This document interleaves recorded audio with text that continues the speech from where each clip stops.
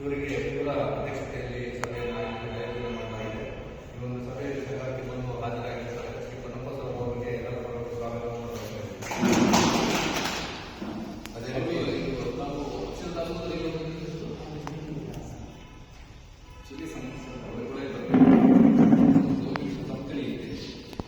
ಆಸಕ್ತಿಯಿಂದ ಅಧಿಕಾರಿಗಳಿಗೆ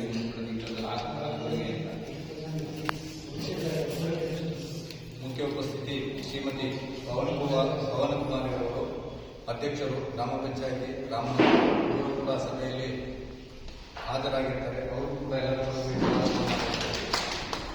ಹಾಗೆ ಮುಖ್ಯ ಉಪಸ್ಥಿತಿ ಶ್ರೀ ರಾಜ್ಗೋಪಾಲ್ ಸರ್ ಅವರು ಅಂಬರ್ಸ್ಮನ್ ಅವರು ಜಿಲ್ಲಾ ಪಂಚಾಯತಿ ಹಾಸನ ಅವರು ಕೂಡ ಹಾಜರಾಗಿದ್ದಾರೆ.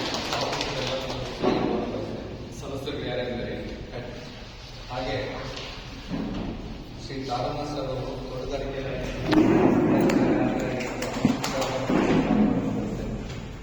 ಹಾಗೆ ಕಾರ್ಯಕ್ರಮದಲ್ಲಿ ಅಧಿಕಾರಿ ದೀಪಕ್ ಅವರು ತಾಲೂಕು ಪಂಚಾಯತಿ ಅಧ್ಯಕ್ಷರು ಅವರು ಕೂಡ ಎಲ್ಲರನ್ನು ಸ್ವಾಗತವನ್ನು ಬಯಸ್ತಾ ಇದ್ದೇವೆ. ಹಾಗೆ ಗ್ರಾಮ ಪಂಚಾಯತಿ ಸದಸ್ಯರಾದ ಶ್ರೀ ಸುನೀಲ್ ಅವರು ಈ ಒಂದು ಸಭೆಯಲ್ಲಿ ಸ್ವಾಗತವನ್ನು ಬಯಸ್ತಾ ಇದ್ದೇವೆ. ಹಾಗೆ ಅರಣ್ಯ ಇಲಾಖೆ ಉಪಸಮಿತಿ ಸಿಬ್ಬಂದಿ ಸದಸ್ಯರು ಎಷ್ಟು ಜನ ಸದಸ್ಯರು 20 ಬರಬೇಕಿಲ್ಲ. ಆಕ್ಚುಲಿ ಏನಂತಂದ್ರೆ ನಾವು ರಿಪೋರ್ಟ್ ಬರೀತೀವಿ ಸರ್ಕಾರಕ್ಕೆ. ಈ ಪಂಚಾಯತ್ನಲ್ಲಿ ಸರ್ಕಾರಿ ಯೋಜನೆಗಳ ಬಗ್ಗೆ ಜನಪ್ರತಿನಿಧಿಗಳಿಗೆ ಆಸಕ್ತಿ ಇಲ್ಲ ಅಂತ ಜಿಲ್ಲಾ ಮಟ್ಟದ ಅಧಿಕಾರಿಗಳು ಭಾಗವಹಿಸ್ತಾ ಇದ್ದಾರೆ, ಜನಪ್ರತಿನಿಧಿಗಳು ಕೂಡ ಭಾಗವಹಿಸ್ತಾರೆ. ಹೇಳಿ ಶ್ರೀಮತಿ ಸುಂದರಮ್ಮ ಅವರು ಅರಣ್ಯ ಇಲಾಖೆ ಸಿಬ್ಬಂದಿ ಇವರಿಗೂ ಕೂಡ ಸ್ವಾಗತ ಮಾಡುತ್ತಾರೆ. ಹಾಗೆ ನರೇಗಾ ಇಂಜಿನಿಯರ್ ಕೂಡ ಸ್ವಾಗತವನ್ನು ಬಯಸಿದೆ. ಹಾಗೆ ಸಾಮಾಜಿಕ ಪರಿಶೋಧನಾ ತಂಡದವರು ಅವರು ಕೂಡ ಎಲ್ಲ ಸ್ವಾಗತವನ್ನು ಬಯಸಿದ್ದಾರೆ. ಹಾಗೆ ಗ್ರಾಮ ಪಂಚಾಯತ್ ಅಭಿವೃದ್ಧಿ ಅಧಿಕಾರಿಗಳು ಶ್ರೀ ಕುಮಾರ್ ಅವರು ವೇದಿಕೆಯಲ್ಲಿ ಹಾಜರಾಗಿರ್ತಾರೆ. ಅವರು ಕೂಡ ಅದೇ ರೀತಿ ಸಂಘ ಸಂಸ್ಥೆಯ ಮೆಂಬಿಂಗಿರವರು ಹಾಗೂ ಸಂಘದ ಪದಾಧಿಕಾರಿಗಳು ಎಲ್ಲರೂ ಕೂಡ ಸ್ವಾಗತವನ್ನು ಬಯಸ್ತಾ ಮತ್ತು ಈ ಒಂದು ವೇದಿಕೆಯಲ್ಲಿ ಹಾಜರಾಗಿರುವಂತಹ ಸಾರ್ವಜನಿಕರು, ಮುಖಂಡರು ಹಾಗೂ ಎಲ್ಲ ಗೌರವಾನ್ವಿತ ಸದಸ್ಯರು ಎಲ್ಲರಿಗೂ ಈ ಒಂದು ವೇದಿಕೆ ಪರವಾಗಿ ಸ್ವಾಗತವನ್ನು ಬಯಸ್ತಾ ಈ ಒಂದು ಕಾರ್ಯಕ್ರಮವನ್ನು ಪ್ರಾರಂಭ ಮಾಡ್ತಾ ಇದ್ದೇವೆ. ಮೊದಲಿಗೆ ಈ ಒಂದು ಕಾರ್ಯಕ್ರಮದ ಉದ್ದೇಶವಾಗಿ ಮಾಹಿತಿಯನ್ನು ನೀಡಬೇಕು ಅಂತ ತಂಡದೊಳಗೆ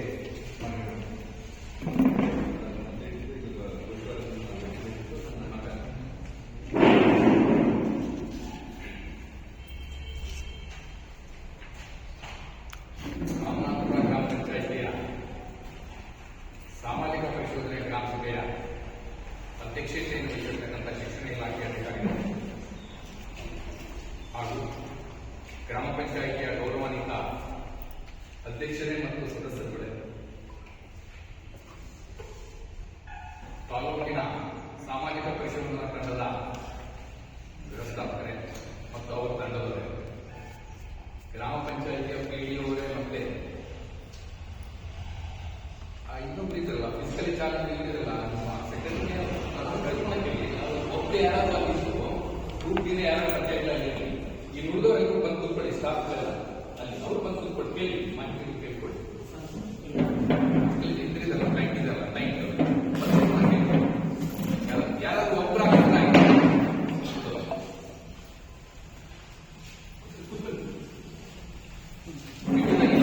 ಬಂದಿರತಕ್ಕಂತಹ ಲೈನ್ ಡಿಪಾರ್ಟ್ಮೆಂಟ್ ಅಧಿಕಾರಿ ಮಿತ್ರರೇ ಮತ್ತು ನೌಕರರು, ಗ್ರಾಮ ಪಂಚಾಯಿತಿ ಎಲ್ಲ ಸಿಬ್ಬಂದಿಗಳೇ, ಸ್ವಸಹಾಯ ಸಂಘಗಳಿಂದ ಹೆಚ್ಚಿನ ಸಂಖ್ಯೆಯಲ್ಲಿ ಬರಬೇಕಾಗಿದ್ದಕ್ಕೆ ಮತ್ತು ಅವರು ಹೆಚ್ಚಿನ ಸಂಖ್ಯೆಯಲ್ಲಿ ಸ್ವಸಹಾಯ ಸಂಘ ಕರೆಸಬೇಕಿತ್ತು. ಅದು ಮಾಹಿತಿ ಗೊತ್ತಾಗಿದೆ ಲೇಟು ಸರ್, ಅದಕ್ಕಿಂತ ಪ್ರಾಬ್ಲಮ್ ಇಲ್ಲ ಸರ್. ನಿನ್ನೆ ನಮಗೆ ಗೊತ್ತಿರಲಿಲ್ಲ. ಇದು ಬೆಳಗ್ಗೆ 8:15 ಗೊತ್ತಾಗಿದೆ, 8:45 ಮಾಹಿತಿ ಇರಲಿಲ್ಲ ಸರ್. 2 ಡೇಸ್ ಮುಂಚೆ ಹೇಳಿತ್ತಲ್ವೇ? ಮುಂಚೆ ಹೇಳಿದ್ರೆ ಲೋಕಲ್ ಇರ್ತಕ್ಕಂಥ ಸ್ವಸಹಾಯ ಸಂಘ ಸದಸ್ಯರು, ಸ್ತ್ರೀಶಕ್ತಿ ಸಂಘ ಇವರೆಲ್ಲರೂ ಸೇರಿಸಲು ಅಂಗನವಾಡಿ ಕಾರ್ಯಕರ್ತರು ಕೂಡ ಕೆಲವರಿಗೆಲ್ಲ ನಾಳೆ ಪೋಲಿಯೋ ಕಾರ್ಯಕ್ರಮದಲ್ಲಿ ಬಿಸಿ ಇದ್ದಾರೆ. ಆದರೂ ಕೂಡ ಕಾರ್ಯಕ್ರಮದಲ್ಲಿ ಏನ್ ಮಾಹಿತಿ ಹೇಳ್ತಾರೆ, ಜಿಲ್ಲಾ ಮಟ್ಟದ ಅಧಿಕಾರಿಗಳು ಬಂದು ಕೆಲವು ಯೋಜನೆ ಬಗ್ಗೆ ಮಾಹಿತಿ ಹೇಳ್ತಾರೆ. ಭಾಗವಹಿಸಿ ಸೌಲಭ್ಯ ಪಡ್ಕೊಳ್ತಕ್ಕಂಥ ಸೂಕ್ತ. ಓಕೆ. ನಂತರ ಈ ಗ್ರಾಮ ಪಂಚಾಯತಿ ವ್ಯಾಪ್ತಿಯ ಗ್ರಾಮ ಸಭೆಗೆ ಈ ಒಂದು ಸಾಮಾನ್ಯ ಪ್ರಪಂಚದಲ್ಲಿ ಗ್ರಾಮ ಸಭೆಗೆ ಆಗಮಿಸಿರ್ತಕ್ಕಂಥ ಎಲ್ಲ ಸಾರ್ವಜನಿಕರು, ನಾನು ಜಿಲ್ಲಾ ಪಂಚಾಯತಿಯಲ್ಲಿ ಓಂಬುಡ್ಸ್ಪರ್ಸನ್ ಅಂತ ಕೆಲಸ ಮಾಡ್ತಾ ಇದ್ದೇನೆ. ನಿವೃತ್ತ ಜಿಲ್ಲಾ ಪಂಚಾಯತ್ ಉಪಕಾರ್ಯದರ್ಶಿ ನಾನು ಆಕ್ಚುಲಿ. ಉದ್ಯೋಗ ಯೋಜನೆಯಲ್ಲಿ ಯೋಜನೆಯ ಮಾರ್ಗಸೂಚಿಗೆ ವಿರುದ್ಧವಾಗಿ ಕಾಮಗಾರಿಗಳನ್ನು ಏನಾದರೂ ಅನುಷ್ಠಾನಗೊಳಿಸ್ತಾ ಇದ್ದಾರೆ ಅಂತ ನಿಮ್ಮ ಗಮನಕ್ಕೆ ಬಂದರೆ ನೀವು ಓಂಬುಡ್ಸ್ಪರ್ಸನ್ ಅವರಿಗೆ ದೂರು ಕೊಟ್ಟು, ನನ್ನ ವಿಳಾಸ ಓಂಬುಡ್ಸ್ಪರ್ಸನ್ ಅಥವಾ ಓಂಬುಡ್ಸ್ಮ್ಯಾನ್ ಜಿಲ್ಲಾ ಪಂಚಾಯತಿ ಹಾಸನ ಅಂತ ವಿಳಾಸ ಪಡೆದು ನನಗೆ ಪತ್ರವನ್ನು ಹಾಕಿದ್ರೆ ಇಂಥ ಕಾಮಗಾರಿ ಈ ರೀತಿಯಲ್ಲಿ ಮಾರ್ಗಸೂಚಿ ಪ್ರಕಾರ ಅನುಷ್ಠಾನಗೊಳ್ತಾ ಇಲ್ಲ ಅಂತ ನೀವು ನನಗೆ ಪತ್ರ ಹಾಕಿದ್ರೆ ನಾನು ತನಿಖೆ ಮಾಡಿ ಆ ದೂರಿನಲ್ಲಿ ಸತ್ಯಾಂಶ ಇದ್ದರೆ ಆ ಅಧಿಕಾರಿಗಳ ಮೇಲೆ ಸೂಕ್ತ ಕ್ರಮ ಕೈಗೊಳ್ಳಿ ಸರ್ಕಾರಕ್ಕೆ ಶಿಫಾರಸು ಮಾಡ್ತೀನಿ. ಇದು ನನ್ನ ಕರ್ತವ್ಯ. ಉದ್ಯೋಗ ಖಾತ್ರಿ ಯೋಜನೆಯಲ್ಲಿ ಸಂಬಂಧಪಟ್ಟ ಈ ಏನ್ ಗ್ರಾಮ ಸಭೆಯಲ್ಲಿ ನಡೀತಾ ಇದೆ ಸಾಮಾಜಿಕ ಯೋಜನೆ ಗ್ರಾಮ ಸಭೆ ಹೋದ ಒಂದು ವರ್ಷ ಪೂರ್ತಿ, ಒಂದು ವರ್ಷದಲ್ಲಿ ಗ್ರಾಮ ಪಂಚಾಯತಿ ತನಗೆ ಬಂದಂತಹ ಅನುದಾನದಲ್ಲಿ ಉದ್ಯೋಗ ಖಾತ್ರಿ ಯೋಜನೆಯಲ್ಲಿ ಏನೇನು ಕಾಮಗಾರಿಗಳನ್ನು, ವೈಯಕ್ತಿಕ ಕಾಮಗಾರಿಗಳನ್ನು ಏನೇನು ಮಾಡ್ತು, ಸಮುದಾಯ ಕಾಮಗಾರಿಗಳನ್ನು ಏನೇನು ಮಾಡ್ತು, ಎಷ್ಟು ಅನುದಾನ ಬಂತು, ಕಾಮಗಾರಿ ಮಾಡಿದ್ರ, ಅದು ಕ್ರಮಬದ್ಧವಾಗಿ ನಿರ್ವಹಿಸಿದರ, ಕಡತಗಳನ್ನೆಲ್ಲವೂ ಕೂಡ ಕ್ರಮಬದ್ಧವಾಗಿ ನಿರ್ವಹಿಸಿದರ, ಇದನ್ನೆಲ್ಲರೂ ಕೂಡ ಇಂದಿನ ಸಭೆಯಲ್ಲಿ ಮುಂದಿಗೆ ನಮ್ಮ ಪರಿಶೋಧನಾ ತಂಡದವರು ಓದಲಿದ್ದಾರೆ. ಎಲ್ಲೆಲ್ಲಿ ಕಾಮಗಾರಿ ಮಾಡಿದ್ರು, ಯಾರ್ಯಾರು ಎಲ್ಲೆಲ್ಲಿ ಪೇಮೆಂಟ್ ಮಾಡಿದ್ದೀವಿ, ಅದನ್ನೆಲ್ಲರೂ ಕೂಡ ನಿಮ್ಮ ಮಾಹಿತಿಯನ್ನ ಓದಲಿದ್ದಾರೆ. ನಂತರ ಏನಾದರೂ ನ್ಯೂನತೆಗಳಿದ್ರೂ ಕೂಡ ಅದನ್ನು ಕೂಡ ಸಂಬಂಧಪಟ್ಟಂತೆ ನಿಮ್ಮ ಗಮನ ತರಲಿಲ್ಲ. ನಿಮ್ಮ ಗ್ರಾಮ ಪಂಚಾಯತಿ ಗಮನಕ್ಕೆ ಇರ್ಬೋದು. ನೀವೆಲ್ಲರೂ ಕೂಡ ನನ್ನ ಸದಸ್ಯರು ಕೂಡ ಇರುತ್ತೆ ಹೊರಗಡೆ ಹೋದ ನಿಮಗೆ ಅನುದಾನನೇ ಇಲ್ಲ ಅಂತ ನೀವು ಸರ್ಕಾರದಿಂದ ಅಥವಾ ಜಿಲ್ಲಾ ಪಂಚಾಯತಿನಿಂದ ದೂರ್ತಾ ಇದ್ದಾರೆ. ನಮಗೆ ಅನುದಾನನೇ ಬರ್ತಾ ಇದೆ ಸರ್ಕಾರದಿಂದ. ಆದರೆ ಬರ್ತಕ್ಕಂಥ ಗ್ರಾಮ ಪಂಚಾಯತಿ ಅನ್ನೋದು ಮುಖ್ಯವಾಗಿರ್ತಕ್ಕಂಥ ಉದ್ಯೋಗ ಖಾತ್ರಿ ಯೋಜನೆಯಲ್ಲಿ ನಿಮಗೆ ಹೆಚ್ಚಿನ ಅನುದಾನ ನಿಮಗೆ ಬರಬಹುದು.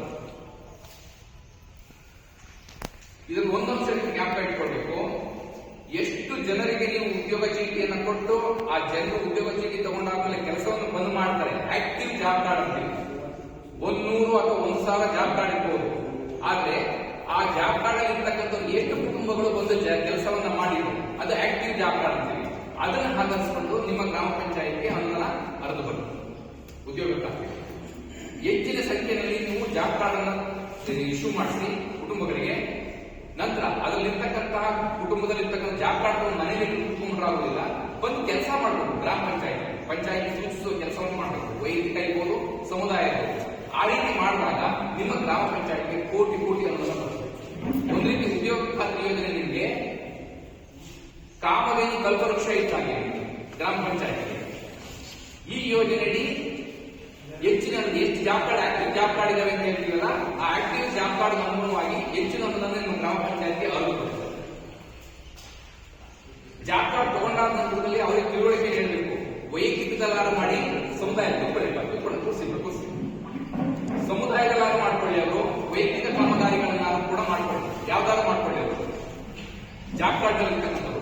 ಆಗ ಆಕ್ಟಿವ್ ಜಾಬ್ ಕಾರ್ಡ್ ಅಂತ ಆದಾಗ ನಿಮ್ಮ ಗ್ರಾಮ ಪಂಚಾಯತ್ಗೆ, ಈ ಗ್ರಾಮ ಪಂಚಾಯತ್ನಲ್ಲಿ ಜಾಸ್ತಿ ಬೇಡಿಕೆ ಇದೆ ಉದ್ಯೋಗ ಖಾತ್ರಿ ಯೋಜನೆಗೆ, ಈ ಪಂಚಾಯತ್ಗೆ ಲೇಬರ್ ಬಡ್ಜೆಟ್ ಅನ್ನು ಜಾಸ್ತಿ ಅನುದಾನವನ್ನು ಕೊಟ್ಟು ಇಂಪ್ಲಿಮೆಂಟ್ ಮಾಡಲಿಕ್ಕೆ ನಾವು ಗುರಿಯನ್ನು ಕೊಡೋಣ ಅಂತ ಸರ್ಕಾರದ ಗಮನಕ್ಕೂ ಕೂಡ ವಿಚಾರ ಆಗುತ್ತೆ.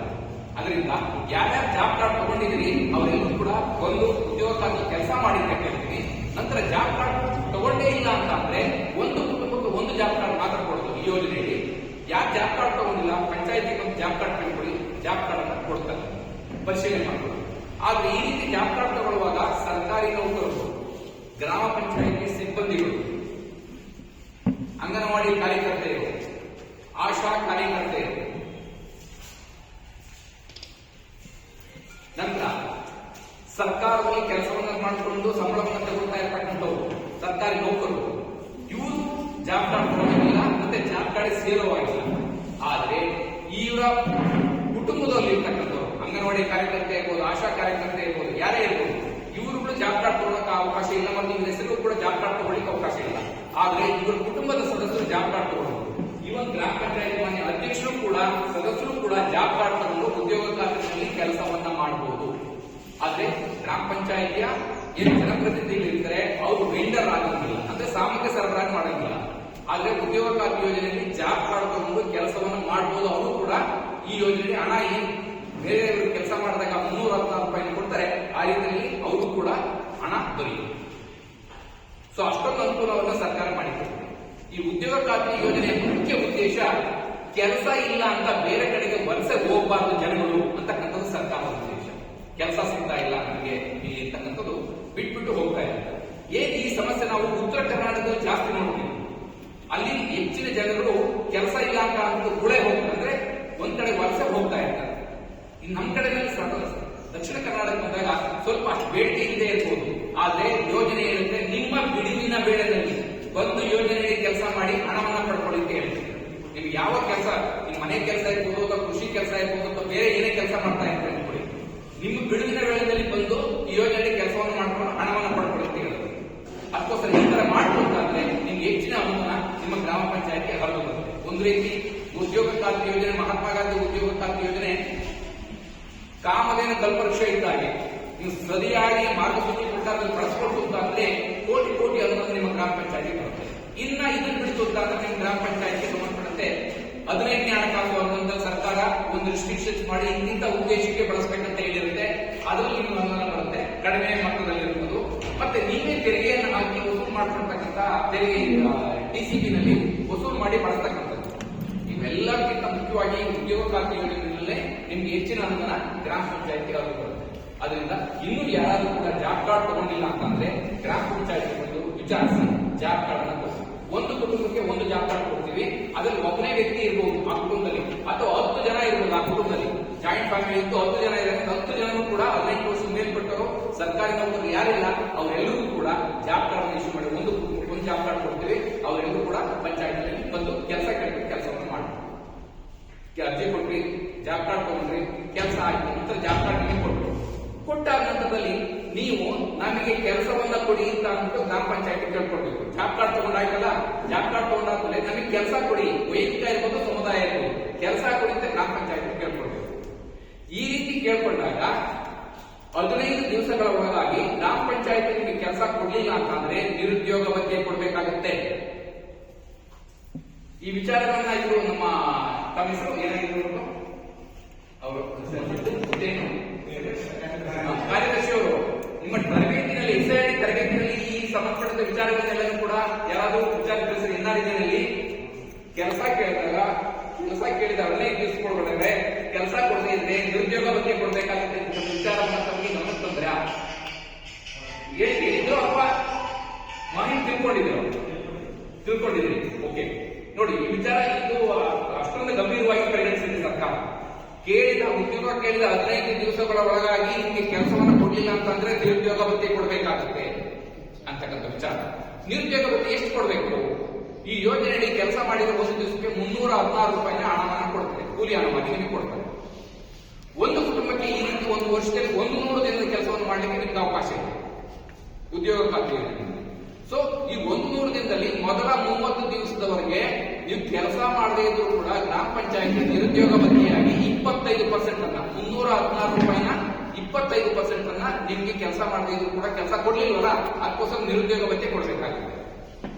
ನಂತರ ಮೊದಲ 30 ದಿನ ಕಳೆದು 100 ದಿನದಲ್ಲಿ ಮೊದಲು 30 ದಿನ ಕಳೆದು ಇನ್ನುಳಿದ 70 ದಿವಸ ಆದ್ರೂ ಕೂಡ ಗ್ರಾಮ ಪಂಚಾಯತ್ ನಿಮ್ಗೆ ಕೆಲಸ ಒದಗಿಸಲಿಲ್ಲ. ಇದು 30 ದಿವಸ ಕಳೆದ ನಂತರ ಇನ್ನು ಉಳಿದ ದಿವಸಕ್ಕೂ ಕೂಡ ಒದಗಿಸಲಿಲ್ಲ. ಆ ಉಳಿದ 70 ದಿವಸಕ್ಕೆ 316 ರೂಪಾಯಿನ 50 ಭಾಗ ನೀವು ಕೆಲಸ ಮಾಡದೇ ಇದ್ರು ಕೂಡ ನಿರುದ್ಯೋಗ ಭತ್ಯೆಯಾಗಿ ನಿಮಗೆ ಕೊಡ್ಬೇಕಾಗುತ್ತೆ. ಕೆಲಸ ಕೊಡ್ಲಿಲ್ವಲ್ಲ ನೀವು ಕೇಳ್ಕೊಂಡಾಗ ಇವರೇ ಏನೋ ತಾಂತ್ರಿಕ ತೊಂದರೆ ಹೇಳ್ಕೊಂಡು ಅಥವಾ ಇನ್ನೇನೋ ಸಮಸ್ಯೆ ಹೇಳ್ಕೊಂಡು ಒದಗಿಸಲಿಲ್ಲ. ಈ ರೀತಿ ನಿರುದ್ಯೋಗ ಭತ್ಯೆಯನ್ನ ಕೊಡಬೇಕಾಗುತ್ತೆ. ಆದ್ರೆ ಸರ್ಕಾರ ಈ ನಿರುದ್ಯೋಗ ಭತ್ಯೆಯನ್ನ ಕೊಡೋದಿಲ್ಲ. ಯಾರ ಕಾರಣಕರ್ತರಾದ್ರು ನಿಮ್ ಕೆಲಸವನ್ನ ಕೊಡ್ಲಿಕ್ಕೆ ಯಾರ ಅಸಮರ್ಥರಾದ್ರು, ಪಿಡಿಒನ, ಟೆಕ್ನಿಕಲ್ ಇಂಜಿನಿಯರ್ ಅವರ, ಸರ್ಕಾರಕ್ಕೆ ಇಲ್ಲಿ ಬರ್ಕೊಟ್ಟು ಅಳತೆ ಮಾಡಿಕೊಡದೆ ಇದ್ದಂತೆ ಅವರ, ಅಥವಾ ಡಾಟಾ ಎಂಟ್ರಿ ಆಪರೇಟರ್ ನಿಮ್ಮ ಮಾಹಿತಿಯನ್ನ ಅಪ್ಲೋಡ್ ಮಾಡಿ FTO ಮಾಡ್ಲಿಕ್ಕೆ ಕಂಪ್ಯೂಟರ್ಗೆ ಆದೇಶ ಕೊಡ್ಬೇಕಿತ್ತು, ಅವ್ರ ಕಾರಣಕರ್ತರ, ಪಿಡಿಒನ ಅಥವಾ ಪಂಚಾಯತಿ ಅಧ್ಯಕ್ಷರ ತಂದು ಕೊಡ್ಬೇಕು. ಕೆಲಸ ಮಾಡಿದ ಮೇಲೆ ಅವರಿಗೆ ಹಣ ಪಾವತಿ ಆಗಲಿಕ್ಕೆ ತಂದು ಕೊಡ್ಬೇಕಾಗುತ್ತೆ ಗ್ರಾಮ ಪಂಚಾಯತಿ ಅಧ್ಯಕ್ಷರು. ಸೊ ಅವರ ಏನಾರ ಒಂದು ವೇಳೆ ತಂದು ಕೊಡೋ ವಿಳಂಬ ಮಾಡ್ಕೊಂಡ್ರೆ ಅವರು ಕೂಡ ನಿರುದ್ಯೋಗ ಭತ್ಯೆ ಕೊಡ್ಲಿಕ್ಕೆ ಕಾರಣಕರ್ತರಾಗ್ತಾರೆ.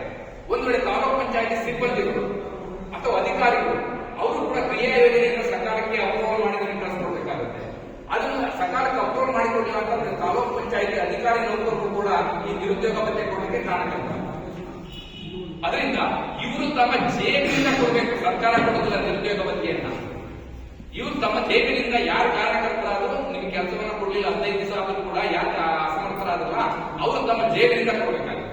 ಸರ್ಕಾರ ಯಾಕೆ ಈ ತರ ಕಟಿಬದ್ಧ ಮಾಡಿದೆ ಅಂತಂದ್ರೆ ಈ ರೀತಿ ಮಾಡಿದ್ರೆ ಎದುರ್ಕೊಂಡು ಸರ್ಕಾರ ಕೊಡ್ತಿದ್ರೆ ಸರ್ಕಾರ ಕೊಟ್ಕೊಳ್ಳಿ ಅಂತ ಅನ್ಕೊಂಡು ಸುಮಾರು ಅಧಿಕಾರಿಗಳೇ ತಮ್ಮ ಜೇಬಿನಿಂದ ಕೊಡಬೇಕು ಅಥವಾ ಜನಪ್ರತಿನಿಧಿಗಳೇ ತಮ್ಮ ಜೇಬಿನಿಂದ ಕೊಡಬೇಕು ಅಂದ್ರೆ ಎಚ್ಚರಿಕೆಯಿಂದ ಸರ್ಕಾರಕ್ಕೆ ಮಾಹಿತಿಯನ್ನು ಅಪ್ಲೋಡ್ ಮಾಡಿ ಅವರಿಗೆ ಪಾವತಿ ಮಾಡ್ತಾರೆ ಅಂತಕ್ಕಂಥದ್ದು ಸರ್ಕಾರದ ಉದ್ದೇಶ. ಇದು ಒಂದು ಅಂಶ. ಹಾಗೆ ನಿಮಗೆ ನಿರುದ್ಯೋಗ ಭತ್ಯೆ ಬೇಕೋ ಕೆಲಸ ಬೇಕೋ? ಕೆಲಸ ಮಾಡಿ ಹಣ ಮಾಡ್ಕೊಳ್ಬೇಕು. ಏನ್ ಬಯಸ್ತೀರ ಮನೆಯಲ್ಲ? ಕೆಲಸ ಮಾಡಿ ಹಣ ನೋಡೋದು ಅಥವಾ ಏನೋ ಕುತಂತ್ರ ಮಾಡ್ಬಿಟ್ಟು ನಿರುದ್ಯೋಗ ಭತ್ಯೆ ಹೊಡ್ಕೊಳ್ಳೋ ಪ್ಲಾನ್ ಮಾಡ್ತೀವಿ. ಹಾಲು ಕೊಡು ಮಕ್ಕಳೇ ಬರ್ತಲ್ಲ, ಇನ್ನು ವಿಷ ಕೊಡು ಮಕ್ಕಳು ಬರುತ್ತಾಗೆ. ನಾವು ನಿಜವಾಗ್ಲೂ ಕೆಲಸ ಮಾಡಿ ಹಣವನ್ನ ತಗೊಳ್ಳಿ, ನಿಜವಾಗ್ಲೂ ಪಂಚಾಯತಿ ಕೆಲಸವನ್ನು ಮಾಡಿಬಿಟ್ಟು ಹಣವನ್ನು ತಗೊಳ್ಳಿ. ಸೊ ಅದರಿಂದ ಅಂದ್ರೆ ಯಾಕೆ ನಿಮ್ಗೆ ಈ ವಿಚಾರನೆ ನಿರುದ್ಯೋಗ ಭತ್ಯೆ ಬಗ್ಗೆ ಹೇಳ್ತೇನೆ ಅಂತ ಅಂದ್ರೆ ನಿಮ್ಗೆ ಗೊತ್ತಿರಲಿ ವಿಚಾರ. ಒಂದ್ ವೇಳೆ ಕೊಡ್ಲಿಕ್ಕೆ ಅಸಮರ್ಥರಾದ್ರೆ ನಿರುದ್ಯೋಗ ಭತ್ಯೆ ಕೇಳಲಿಕ್ಕೆ ನಮಗೆ ಅಧಿಕಾರ ಇದೆ ಅಂತಕ್ಕಂಥ ವಿಚಾರ ಗೊತ್ತಾಗಲಿಲ್ಲ. ಓಕೆ, ಕೆಲಸ ಕೇಳ್ಕೊಂಡ್ರಿ, ಪಂಚಾಯತಿ ಕೆಲಸವನ್ನು ಕೊಟ್ಟರು, ನಿಮಗೆ ಕೆಲಸ ಮಾಡಿ ಇಂಥ ವೈಯಕ್ತಿಕ ಒಂದು ಸಮುದಾಯ ಇದೆ. ಯಾವ ರೀತಿ ಕೆಲಸಗಳನ್ನು ಮಾಡ್ಕೊಳ್ಳಿಕ್ಕೆ ಅವಕಾಶ ಇದೆ ಉದ್ಯೋಗ ಖಾತ್ರಿಯಲ್ಲಿ? 2 ರೀತಿ ಕೆಲಸ ಕಾರ್ಯಗಳನ್ನು ಮಾಡಲಿಕ್ಕೆ ಉದ್ಯೋಗ ಖಾತ್ರಿಯಲ್ಲಿ ಅವಕಾಶ ಇದೆ. ಒಂದು ವೈಯಕ್ತಿಕ ಕಾಮಗಾರಿಗಳು ಉದ್ಯೋಗ ಖಾತ್ರಿಯಲ್ಲಿ ಮಾಡಲಿಕ್ಕೆ, ಇನ್ನೊಂದು ಸಮುದಾಯದ ಕಾಮಗಾರಿ. ವೈಯಕ್ತಿಕ ಕಾಮಗಾರಿಗಳಲ್ಲಿ ಏನೇನು ಕೆಲಸ ಮಾಡ್ಕೊಳ್ಬಹುದು? ನಿಮ್ಮ ಜಮೀನುಗಳಲ್ಲಿ ನೀವು ಕೆಲಸ ಮಾಡಿಕೊಂಡ್ರೆ ಉದ್ಯೋಗ ಖಾತ್ರಿಯಲ್ಲಿ ನಾವು ಹಣವನ್ನು ಕೊಡ್ತೇವೆ. ಏನೇಳಿ ಉದ್ಯೋಗ ಖಾತ್ರಿ ಯೋಜನೆಯಲ್ಲಿ ನಿಮ್ಮ ಜಮೀನುಗಳಲ್ಲಿ ನೀವು ಕೆಲಸ ಮಾಡಿಕೊಂಡ್ರೆ ನಾವು 1 ದಿವಸಕ್ಕೆ 316 ರೂಪಾಯಿ ಹಣವನ್ನು ನಿಮ್ಮ ಖಾತೆಗೆ ಜಮಾ ಮಾಡ್ತೇವೆ. ಎಲ್ರಿಗೂ ಅಲ್ಲ, ಪರಿಶಿಷ್ಟ ಜಾತಿ ಪರಿಶಿಷ್ಟ ಪಂಗಡ ಅಂದ್ರೆ SC ST ಅಂತ ಹೇಳ್ತೀವಲ್ಲ ಆ ಕುಟುಂಬದಲ್ಲಿರ್ತಕ್ಕಂತಹ ಜನರು BPL ಪಡಿತರ ಕಾರ್ಡ್ ಹೊಂದಿರ್ತಾರಲ್ಲ, ರೇಷನ್ ಕಾರ್ಡ್ ನಲ್ಲಿ BPL ಕಾರ್ಡ್ ಇರುತ್ತೆ. ಆ ಕಾರ್ಡ್ ನಲ್ಲಿ ಇರ್ತಕ್ಕಂಥ ಕುಟುಂಬದವರು, ಅಂಗವೈಕಲ್ಯತೆಯನ್ನು ಹೊಂದಿರತಕ್ಕಂಥ ಕುಟುಂಬದಲ್ಲಿರ್ತಕ್ಕಂಥ ಸದಸ್ಯರು, ಮಹಿಳಾ ಪ್ರಧಾನ ಕುಟುಂಬ ಅಂತೀವಿ. ಅಂದ್ರೆ ಮಹಿಳೆಯ ಹೆಸರಿನಲ್ಲೇ ದಾಖಲೆ, ಪ್ರಾಣಿ, ಆಸ್ತಿ ಎಲ್ಲ ಕೂಡ ಇರುತ್ತೆ. ಅಂತವರು ಅಲೆಮಾರಿ ಜನಾಂಗದವರು, ಬುಡಕಟ್ಟು ಜನಾಂಗದವರು, ಅರಣ್ಯ ಹಕ್ಕು ಕಾಯ್ದೆಗೆ ಸರ್ಕಾರ ಹಕ್ಕುಪತ್ರಗಳನ್ನು ಕೊಟ್ಟಿರುತ್ತೆ ಅಂತವರು, ಭೂ ಸುಧಾರಣೆ ಕಾಯ್ದೆಯಲ್ಲಿ ಸರ್ಕಾರ ಭೂಮಿಯನ್ನು ಕೆಲವು ಸಾರ್ವಜನಿಕರನ್ನು ವಶಪಡಿಸಿಕೊಂಡಿರುತ್ತೆ. ಅವರಿಗೆ ಒಂದು ಹಕ್ಕುಪತ್ರ ಕೊಟ್ಟಿರುತ್ತೆ. ಇವ್ರದ ಸರ್ಕಾರದ ಅಭಿವೃದ್ಧಿಗೋಸ್ಕರ ಈ ಭೂಮಿಯನ್ನು ವಶಪಡಿಸಿಕೊಂಡಿದೆ ಅಂತ ಒಂದು ಹಕ್ಕುಪತ್ರ ಕೊಟ್ಟಿರುತ್ತೆ. ಅಂತಹವರು ಆ ಕುಟುಂಬದಲ್ಲಿರ್ತಕ್ಕಂಥವರು. ಇವರೆಲ್ಲ ಕೊನೆಗೆ ಸಣ್ಣ ಅತಿ ಸಣ್ಣ ರೈತರು. ಈ ಪ್ಯಾರಾಮೀಟರ್ ನಲ್ಲಿ ಗ್ರಾಮ ಪಂಚಾಯತ್ ವಾಸ ಮಾಡ್ತಕ್ಕಂಥ ಎಲ್ಲರೂ ಕೂಡ ಬಂದ್ಬಿಡ್ತಾರೆ. ಸಣ್ಣ ಅತಿ ಸಣ್ಣ ರೈತರು ಯಾರೇ ಆಗಿರ್ಬೋದು, SC ಇರ್ಬೋದು, ST ಇರ್ಬೋದು, BPL ಏನ ನೋಡ್ಲಿಕ್ಕೆ ಹೋಗಲ್ಲ. ಅದು ಸಣ್ಣ ಅತಿ ಸಣ್ಣ ರೈತರು ಅಂತಕ್ಕಂಥ ನಿಮ್ಮಲ್ಲಿ ದೃಢೀಕರಣ ಇತ್ತು ಅಂತಂದ್ರೆ ನೀವೆಲ್ಲರೂ ಕೂಡ ಈ ಯೋಜನೆಯಲ್ಲಿ ವೈಯಕ್ತಿಕ ಕಾಮಗಾರಿಗಳನ್ನು ಮಾಡ್ಕೊಳ್ಳಿಕ್ಕೆ ಅವಕಾಶ ಇದೆ. ವೈಯಕ್ತಿಕ ಕಾಮಗಾರಿ ಏನೇನು ಮಾಡ್ಕೊಳ್ಳಬಹುದು? ನಿಮ್ಮ ಜಮೀನು ಕೃಷಿಗೆ ಯೋಗ್ಯವಾಗಿಲ್ಲ ಅಂತ ಸಂತರ್ಕ ಮಾಡಿಕೊಳ್ಳಬಹುದು.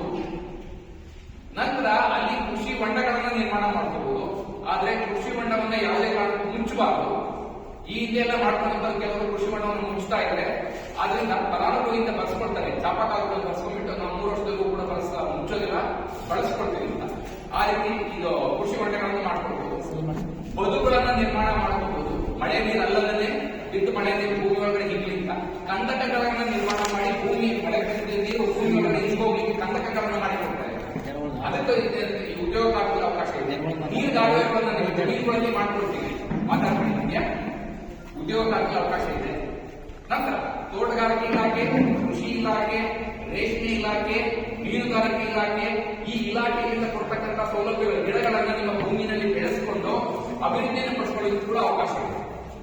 ತೋಟಗಾರಿಕೆ ಇಲಾಖೆಯಿಂದ ತೆಂಗು ಬೆಳೀತೀರಾ, ಬಾಳೆ ಗಿಡ ಬೆಳೀತೀರಾ, ವಿಳ್ಳೆದೆಲೆ ಬೆಳೀತೀರಾ, ಅಡಿಕೆ ಬೆಳೀತೀರಾ, ಮೆಣಸು ಬೆಳೀತೀರಾ,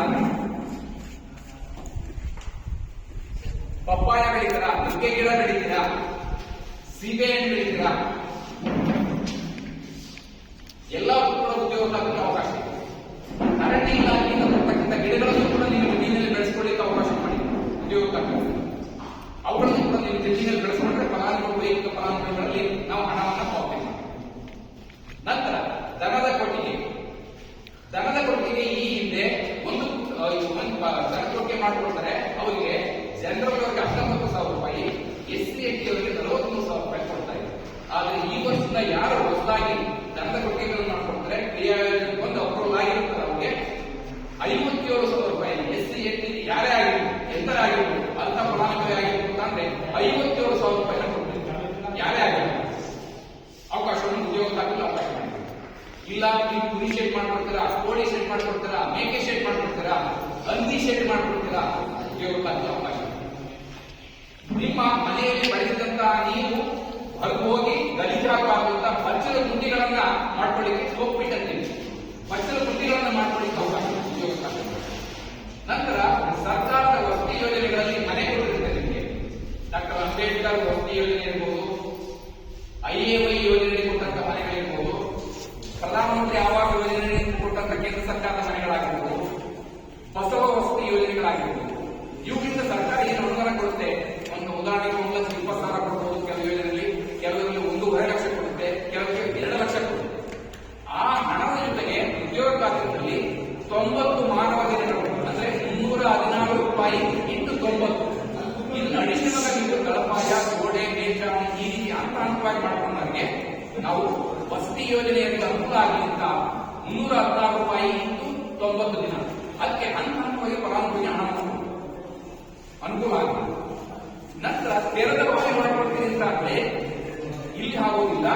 ಮಲ್ನಾಡು ಏರಿಯಾದಲ್ಲಿ ಸಕಲೇಶ್ಪುರ ಈ ವ್ಯಾಪ್ತಿಯಲ್ಲಿ ತೆರೆದ ಬಾವಿಗಳನ್ನು ತಕ್ಕೋಬಹುದು ನೀರಾವರಿಗೋಸ್ಕರ ಫಲಾನುಭವಿಗಳು ನಿಮ್ಮ ಜಮೀನಲ್ಲಿ. ಇಲ್ಲಿ ನೀವು ಬೋರ್ವೆಲ್ ಅನ್ನ ತೊಡ್ಕೊಂಡಿರ್ತೀರ, ಡ್ರೈ ಆಗಿ ಹೋಗಿರುತ್ತೆ ಬೇಸಿಗೆಯಲ್ಲಿ, ಅದನ್ನು ರೀಚಾರ್ಜ್ ಮಾಡ್ಕೊಳ್ಳಿಕ್ಕೆ ಅವಕಾಶ ಇದೆ ಉದ್ಯೋಗ ಖಾತೆ. ನೀವು ಆಲ್ರೆಡಿ ಮೊದಲಿರ್ತಕ್ಕಂಥ ಬೋರ್ವೆಲ್ಗಳನ್ನ ರೀಚಾರ್ಜ್ ಮಾಡಲಿಕ್ಕೆ ಅವಕಾಶ ಇದೆ. ನಂತರ ತೋಟಗಾರಿಕೆ ಇಲಾಖೆಯಿಂದ ಕೊಡ್ತಕ್ಕಂಥ ಕೆಲವು ಗಿಡಗಳ, ಹಣ್ಣಿನ ಗಿಡಗಳನ್ನ, ನಿಮ್ಮ ಇದರಲ್ಲಿ ಪೌಷ್ಟಿಕಾಂಶವನ್ನು ಭರಿತವಾದ ಗಿಡಗಳನ್ನ ನಿಮ್ಮ ಕೈ ತೋಟದಲ್ಲಿ ಬೆಳ್ಕೊಳ್ಳಿಕ್ಕೆ ಅವಕಾಶ ಮಾಡಿ ಉದ್ಯೋಗ ಖಾತೆಗೆ. ಸೊ ಈ ರೀತಿ ನಿಮ್ಮ ವೈಯಕ್ತಿಕ ಸೌಲಭ್ಯಕ್ಕೋಸ್ಕರ ಸರ್ಕಾರ ಅವಕಾಶ ಮಾಡಿಕೊಂಡಿದೆ. ಈ ಸೌಲಭ್ಯ ಕೊಡಿಸ್ಕೊಡ್ಬೇಕಂತ ನಿಮ್ಮ ಕರ್ತವ್ಯ. ರೇಷ್ಮೆ ಇಲಾಖೆಯಿಂದ ರೇಷ್ಮೆ ಕಡ್ಡಿ ಹಾಕ್ತೀರಾ, ಮಲಬರಿಗೆ ಸಂಬಂಧಪಟ್ಟಂತೆ ರೇಷ್ಮೆ ಸಾಕಾಣಿಕೆ ಕೇಂದ್ರವನ್ನು ನಿಮ್ಮ ಒಂದು ಮನೆಯನ್ನು ಕೂಡ ಕಟ್ಟಿಕೊಂಡು ಆ ಇಲಾಖೆ, ರೇಷ್ಮೆ ಇಲಾಖೆ ಪ್ಲಸ್ ನಮ್ಮ ನರೇಗಾ ಎರಡರೂ ಒಗ್ಗೂಡಿಸಿಕೊಂಡು ನಿಮಗೆ ರೇಷ್ಮೆ ಚಟುವಟಿಕೆ ಮಾಡ್ಕೊಳ್ಳೋದು ಕೂಡ ಅವಕಾಶ ಇದೆ. ಮೀನುಗಾರಿಕೆಗೆ ಸಂಬಂಧಪಟ್ಟಂತೆ ನಿಮ್ಮಲ್ಲಿ ಏನಾದರೂ ಸಿಹಿ ನೀರಿನ ತೊಟ್ಟಿಗಳಿದ್ದು ಅಥವಾ ಕೊಳ್ಳಗಳಿದ್ದು ಅಲ್ಲೆಲ್ಲ ನೀರು ಬಿಟ್ಕೊಂಡು ನೀರೊಳಗಡೆ ಮೀನು ಬಿಟ್ಟು ಸಾಕ್ತಿದೆ ಅಂತಂದ್ರೆ ಮೀನು ಮರಿಗಳನ್ನು ಬಿಟ್ಕೊಟ್ಟು ಅಲ್ಲಿ ಸಾಕಲಿಕ್ಕೆ ಅವಕಾಶ ಮಾಡಿ ಉದ್ಯೋಗ ಖಾತೆಯಲ್ಲಿ. ಇಷ್ಟೆಲ್ಲ ಅವಕಾಶವನ್ನ ನಮ್ಮ ಉದ್ಯೋಗ ಖಾತೆ ಯೋಜನೆ ಮಾಡ್ಕೊಂಡಿದ್ದೆ, ಅದನ್ನು ಸದುಪಯೋಗ ತಗೋಬೇಕಂತ ನಿಮ್ಮ ವೈಯಕ್ತಿಕ. ನಂತರ ಸಮುದಾಯ ಕಾಮಗಾರಿಗಳಿಂದ ಏನ್ ಮಾಡ್ಕೊಡ್ತೀರಾ? ಒಂದ್ ವೇಳೆ ವೈಯಕ್ತಿಕ ಕಾಮಗಾರಿ ಮಾಡ್ಕೊಳ್ಳಿಕ್ಕಾಗಿಲ್ಲ ಅಂದ್ರೆ ಸಮುದಾಯ ಕಾಮಗಾರಿಗಳು ಏನ್ ಮಾಡ್ಕೊಡ್ತೀರಾ? ಸಮುದಾಯ ಕಾಮಗಾರಿಗಳಲ್ಲಿ ಒಟ್ಟಾರೆ ಒಂದು ಗ್ರಾಮ ಪಂಚಾಯಿತಿ 1 ಕೋಟಿ ಖರ್ಚು ಮಾಡ್ತಾ ಇದೆ. ಸಮುದಾಯ ಪೂರಕ ಇಲಾಖೆಗಳು ಮತ್ತೆ ನಿಮ್ಮದು ಎರಡು ಸೇರ್ಕೊಂಡು 1 ಕೋಟಿಯನ್ನು ಖರ್ಚು ಮಾಡ್ತಾ ಇದೆ ಅಂದ್ರೆ ಅದರಲ್ಲಿ 10 ಭಾಗ, ಉದಾಹರಣೆಗೆ 10 ಲಕ್ಷದಷ್ಟು ನೀವು ರಸ್ತೆಗಳನ್ನ ಮಾಡ್ಕೊಳ್ಬಹುದು. ಆ ರಸ್ತೆಗಳು ನಿಮ್ಮ ಗ್ರಾಮದ ಒಳಗಡೆನೆ, ನಿಮ್ಮ ಗ್ರಾಮದ ಒಳಗಡೆ ಕಾಂಕ್ರೀಟ್ ರಸ್ತೆ ಮಾಡ್ಕೊಳ್ಬಹುದು. ಹೊಲ ಜಮೀನು ನೆನ್ಕೊಳ್ಳಿ, ಆ ಜಮೀನಿಗೆ ನಮ್ಮ ಹೊಲ ನಮ್ಮ ದಾರಿಯಿಂದ ಅಲ್ಲಿ ಓಡಾಡ್ಲಿಕ್ಕೆ, ಕೃಷಿ ಚಟುವಟಿಕೆಗಳಿಗೋಸ್ಕರ ರಸ್ತೆ ಮಾಡ್ಕೊಳ್ಳಿಕ್ಕೆ ಅವಕಾಶ ಇದೆ. ಒಟ್ಟು ಮೊತ್ತದಲ್ಲಿ 10% ರಸ್ತೆಗೆ ಅವಕಾಶ ಇದೆ. ಅಲ್ಲಿ ನಮ್ಮ ಹೊಲ ನಮ್ಮ ದಾರಿಯಿಂದ ಮಾಡ್ಕೊಳ್ಬಹುದು. ಇಲ್ಲ ನಿಮ್ಮ ಗ್ರಾಮ ಪಂಚಾಯತ್ ಒಂದು ಸುಲಲಿತವಾದಂತಹ ಕಟ್ಟಡ ಇಲ್ಲ ಅಂತ ಅಂದ್ರೆ ಗ್ರಾಮ ಪಂಚಾಯತ್ಗೆ ಒಂದು ಕಟ್ಟಡವನ್ನು, ಸಂಪನ್ಮೂಲ ಕೇಂದ್ರ ಕಟ್ಟಡವನ್ನು ಕಟ್ಟಿಕೊಳ್ಳಿಕ್ಕೆ ಉದ್ಯೋಗ ಖಾತೆ ಅವಕಾಶ ಇದೆ. ಗೋಡೌನ್ ಇಲ್ಲ, ಬೆಳೆದಂತ ವಸ್ತುಗಳನ್ನು ಮಾರಾಟ ಮಾಡಲಿಕ್ಕೆ ಇಟ್ಟು ಅದು ಒಳ್ಳೆ ಬೆಲೆ ಬಂದಾಗ ಮಾರಾಟ ಮಾಡ್ತೀವಿ ಅಂತ ಅಂದ್ರೆ ಹೊಗೆ ಸೊಪ್ಪು ಇರ್ಬೋದು ಅಥವಾ ಏನು ಅಲಗಡ್ಡೆ ಇರ್ಬೋದು ಅಂತ ಏನೇ ದಾಖಲೆಗಳು, ನೀವು ಬೆಳೆದಂತ ವಸ್ತುಗಳು ಸಕಾಲ ಆದ ತಕ್ಷಣ ಮಾರ್ಲಿಕ್ಕೆ ಹೋಗ್ಬಿಟ್ರೆ ಬೆಲೆ ಸಿಗಲ್ಲ. ಶೇಖರಣೆ ಮಾಡ್ಕೊಂಡು ಒಳ್ಳೆ ಬೆಲೆ ಬಂದಾಗ ಮಾರ್ತೀವಿ ಅಂತ ಅಂದ್ರೆ ಗೋಡೌನ್ಗಳಿಗೆಲ್ಲ ಶೇಖರಣೆ ಮಾಡಿಬಿಟ್ಟು ಒಳ್ಳೆ ಬೆಲೆ ಬಂದಾಗ ಮಾರಾಟ ಮಾಡ್ಬೋದು. ಅದಕ್ಕೋಸ್ಕರ ಗೋಡೌನ್ ಕಟ್ಟಲಿಕ್ಕೆ ಅವಕಾಶ ಇದೆ. ಈರುಳ್ಳಿ ಶೆಡ್ ಕಟ್ಕೊಳ್ಳಿಕ್ಕೆ ಅವಕಾಶ ಇದೆ. ಬೇಸಿಗೆ ಕಾಲದಲ್ಲಿ ದನಗಳಿಗೆ ಕುಡಿಲಿಕ್ಕೆ ನೀರಿಗೆ ತೊಟ್ಟಿಗಳನ್ನ ಇಲ್ಲ ಅನ್ಕೊಳ್ಳಿ, ಕುಡಿಯೋ ನೀರು ತೊಟ್ಟಿಗಳನ್ನ ಮಾಡಿಕೊಳ್ಳಿಕ್ಕೆ ಅವಕಾಶ ಇದೆ ಉದ್ಯೋಗ ಖಾತೆ ಯೋಜನೆಯಲ್ಲಿ. ಆಟದ ಮೈದಾನಗಳು, ನಿಮ್ಮ ಗ್ರಾಮ ಪಂಚಾಯತ್ ವ್ಯಾಪ್ತಿಯಲ್ಲಿ ಶಾಲೆಗಳಿರುತ್ತೆ, ಅಲ್ಲಿ ಆಟದ ಮೈದಾನ, ಆಟದಲ್ಲಿ ಆಟ ಆಡ್ಲಿಕ್ಕೆ ಖೋಖೋ ಆಡ್ತೀರಾ, ವಾಲಿಬಾಲ್ ಆಡ್ತೀರಾ, ಶಟ್ಲ್ ಕಾಕ್ ಆಡ್ತೀರಾ, ಕಬಡ್ಡಿ ಆಡ್ತೀರಾ, ಯಾವ ಆಟ ಆಡ್ತೀರಾ ಆ ಆಟ ಆಡ್ಲಿಕ್ಕೆ ಸಂಬಂಧಪಟ್ಟಂತೆ ಆ ಅಂಗಣವನ್ನ ನಾವು ರೆಡಿ ಮಾಡಿಕೊಡ್ತೀವಿ. ಓಡ್ಲಿಕ್ಕೆ ಕೂಡ ರನ್ನಿಂಗ್ ಟ್ರ್ಯಾಕ್ ಕೂಡ ರೆಡಿ ಮಾಡಿಕೊಡ್ತೀವಿ ಉದ್ಯೋಗ ಖಾತೆ. ಆಟದ ಮೈದಾನವನ್ನು ಅಭಿವೃದ್ಧಿಪಡಿಸಿಕೊಡ್ತೇವೆ. ನಂತರ ಶಾಲೆ, ಜೂನಿಯರ್ ಕಾಲೇಜುಗಳಿಗೆ ಕಾಂಪೌಂಡ್ ಇಲ್ಲ ಅಂತಂದ್ರೆ ಕಾಂಪೌಂಡ್ ಅನ್ನ ಕಟ್ಟಿಕೊಡ್ತೀವಿ ಇದರಲ್ಲಿ. ಆದ್ರೆ ಅಂಗನವಾಡಿಗಳಿಗೆ ಕಾಂಪೌಂಡ್ ಕಟ್ಟಲ್ಲ, ಆದ್ರೆ ಅಂಗನವಾಡಿ ಕಟ್ಟಡವನ್ನೇ ಕಟ್ಟಿಕೊಡ್ತೀವಿ. ಮಹಿಳಾ ಮತ್ತು ಮಕ್ಕಳ ಕಲ್ಯಾಣ ಇಲಾಖೆ ಅನುದಾನ ಮತ್ತೆ ನಮ್ದು ಎನ್ಆರ್ಜಿ ಅನುದಾನ ಎರಡನ್ನೂ ಸೇರಿಸಿಕೊಂಡು ಅಲ್ಲಿ ಅಂಗನವಾಡಿ ಕಟ್ಟಡವನ್ನೇ ಕಟ್ಟಿಕೊಡ್ತೀವಿ.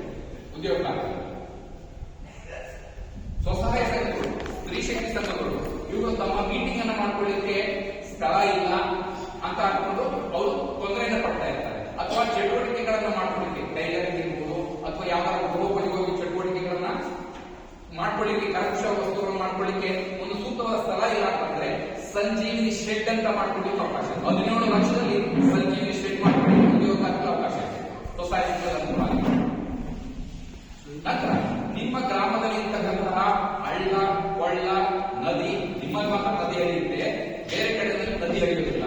ಸೊ ಅಲ್ಲಿ ನೀವು ಚೆಕ್ ಡ್ಯಾಮ್ ಗಳನ್ನ ಹಾಕೊಂಡು ಇಲ್ಲಿ ಬೃಹತ್ ನದಿಗೆ ಸಂಬಂಧಪಟ್ಟಂತೆ, ಇಲ್ಲಿ ಕಾವೇರಿಗೆ ಸಂಬಂಧಪಟ್ಟಂತೆ ಹಣೆ ಕಟ್ಟಲಿಕ್ಕಾಗಲ್ಲ. ಹಳ್ಳ ಕೊಳ್ಳಗಳು ಏನೇನು ಹರಿತಾ ಇದ್ದಾವೆ ಅಲ್ಲಿ ತಡೆ ಹಣೆಗಳು, ಚೆಕ್ ಡ್ಯಾಮ್ಗಳು, ಮಲ್ಟಿ ಚೆಕ್ ಡ್ಯಾಮ್ಗಳು, ತಡೆ ಹಣೆಗಳನ್ನ ಕಟ್ಟಲಿಕ್ಕೆ ಅವಕಾಶ ಇದೆ. ಮಲೆನಾಡು ಏರಿಯಾದಲ್ಲಿ ಒಂದು ಜಾಗದಿಂದ ಮತ್ತೊಂದು ಜಾಗ ದಾಟಲಿಕ್ಕೆ ಮಳೆಗಾಲದಲ್ಲಿ ಕಾರ್ಸ್ ಅಂತ ಫುಟ್ ಬ್ರಿಡ್ಜ್ ಅಂತ ಅದನ್ನ ಮಾಡ್ಕೊಳ್ಳಿಕ್ಕೆ ಅವಕಾಶ ಇದೆ ಉದ್ಯೋಗಕ್ಕಾಗಿ. ನಂತರದಲ್ಲಿ ನಿಮ್ಮ ಗ್ರಾಮ ಪಂಚಾಯಿತಿ ವ್ಯಾಪ್ತಿಯಲ್ಲಿ ಎಲ್ಲೆಲ್ಲಿ ಸರ್ಕಾರಿ ಜಾಗ ಇರುತ್ತೆ ಅಥವಾ ಆಸ್ತಿ ಇರ್ಬೋದು, ಶಾಲೆ ಕಾಂಪೌಂಡ್ ಒಳಗೆ ಇರತಕ್ಕಂಥ ಇದರಲ್ಲಿ ಅರಣ್ಯ ಇಲಾಖೆಯಿಂದ ಕೊಡ್ತಕ್ಕಂಥ ಗಿಡಗಳನ್ನು ಬೆಳೆಸಿಕೊಳ್ಳಿಕ್ಕೆ ಅವಕಾಶ ಮಾಡಿಕೊಡ್ತೀವಿ ಉದ್ಯೋಗ. ರಸ್ತೆ ಇಕ್ಕೆಲಗಳಲ್ಲಿ ಗಿಡಗಳನ್ನು ಬೆಳೆಸಲಿಕ್ಕೂ ಕೂಡ ಉದ್ಯೋಗಕ್ಕೆ ಅವಕಾಶ ಮಾಡಿಕೊಡ್ತೀವಿ. ಸ್ಮಶಾನ ಇಲ್ಲ ನಿಮ್ಮ ಊರಿನಲ್ಲಿ, ಅದಕ್ಕೆ ಸ್ಮಶಾನ ಬೇಕಂದ್ರೆ ಸ್ಮಶಾನ ಅಭಿವೃದ್ಧಿಪಡಿಸಿಕೊಳ್ಳಲಿಕ್ಕೂ ಕೂಡ ಉದ್ಯೋಗಕ್ಕೆ ಅವಕಾಶ ಮಾಡಿ. ಸ್ಫೂರ್ತಿಯಲ್ಲಿ ಒಂದು ಶೆಡ್ ಬೇಕಾ, ಒಂದು ಕೊಳೆ ನೀರಿನ ಸೌಲಭ್ಯಕ್ಕೆ ಒಂದು ಕೊಳವೆ ಭಾಗ ಬೇಕಾ, ಮತ್ತೆ ಕಾಂಪೌಂಡ್ ಅಂತ ಅಂದ್ರೆ ಸೊಪ್ಪು ಗಿಡದಲ್ಲಿ ಬೆಳೆಸ್ತೀವಿ ಅದನ್ನ ಆ ಗಿಡದಲ್ಲಿ ಬೆಳೆಸಿದ ಕಾಂಪೌಂಡ್ ರೀತಿಯಲ್ಲಿ ಮಾಡಿಬಿಟ್ಟು ಕುತ್ಕೊಳ್ಳಿಕ್ಕೆ ಬೆಂಚು ಅವನ್ನೆಲ್ಲನೂ ಕೂಡ ಸ್ಮಶಾನ ಜಮೀನಿನಲ್ಲಿ ಅಭಿವೃದ್ಧಿಪಡಿಸಿಕೊಳ್ಳಿಕ್ಕೆ ಕೂಡ ಅವಕಾಶ ಮಾಡಿ ಉದ್ಯೋಗ. ನಂತರ ಹಳ್ಳ ಕೊಳ್ಳಗಳು ಏನೇನಲ್ಲಿ ನಡೀತವೆ ಅಲ್ಲೆಲ್ಲವೂ ಕೂಡ ಮಳೆ ನೀರು ಬಂದಾಗ ಹರಿದೋಗ್ತದೆ ಅಥವಾ ನಷ್ಟ ಆಗಬಾರದು ಅಂತ ನೀರಾವರಿ ಕಾಲುವೆಗಳನ್ನು ಕೂಡ ಮಾಡ್ಕೊಳ್ಳಿಕ್ಕೆ, ಪ್ರವಾಹ ನಿಯಂತ್ರಣ ಕಾಲುವೆಗಳನ್ನು ಮಾಡ್ಕೊಳ್ಳಿಕ್ಕೆ ಅವಕಾಶ ಇದೆ. ಕೆರೆ, ಗೋಕಟ್ಟೆ, ಕಲ್ಯಾಣಿ ಇವುಗಳಲ್ಲಿ ಹೂಳು ತೆಗಿಲಿಕ್ಕೆ ಅವಕಾಶ ಮಾಡಿಕೊಡ್ತೀವಿ. ನೀವು ಕೆರೆಯಿಂದ ಹೂಳು ತೆಗಿಲಿಕ್ಕೆ ಅಂತ ಅಂದಾಗ ಬರೀ ಹೂಳು ತೆಗೆಯೋದ್ರಿಂದ ಮಾತ್ರ ನೋಡ್ತೀರ, ಆದ್ರೆ ಕೆರೆಯ ಸಂಪೂರ್ಣ ಅಭಿವೃದ್ಧಿಯನ್ನು ಕೂಡ ಚಿಂತನೆ ಮಾಡಬಹುದು. ಕೆರೆ ಏರಿಯಾ ಅಗಲ ಮಾಡ್ಬೇಕಾ, ಉದ್ದ ಮಾಡ್ಬೇಕಾ, ಎತ್ತರ ಮಾಡ್ಬೇಕಾ, ಟ್ರೀಟ್ಮೆಂಟ್ ಕಟ್ಟಬೇಕಾ, ತೂಬ್ ಸರಿ ಇಲ್ವಾ, ತೂಬ್ ರಿಪೇರಿ ಮಾಡಿಕೊಡ್ಬೇಕಾ, ಹೊಸದಾಗಿ ತೂಬ್ ಮಾಡಿಕೊಡ್ಬೇಕಾ, ಕೆರೆ ಸಂಪೂರ್ಣ ಅಭಿವೃದ್ಧಿ ಕೂಡ ಯೋಜನೆಗೆ ಅವಕಾಶ. ಅಮೃತ ಸರೋವರ ಅಂತ ಒಂದು ಕಾನ್ಸೆಪ್ಟ್ ಅಲ್ಲಿ ಕೆರೆ ಸರ್ವಾಂಗೀಣ ಅಭಿವೃದ್ಧಿ ಕೂಡ ಮಾಡಿಕೊಡ್ಬೇಕು. ನಂತರ ಕೆರೆಗೆ ನೀರು ಹರಿದು ಬರಲಿಕ್ಕೆ ಕಾಲುವೆಗಳು ಮಾಡಿಕೊಡ್ತೀವಿ.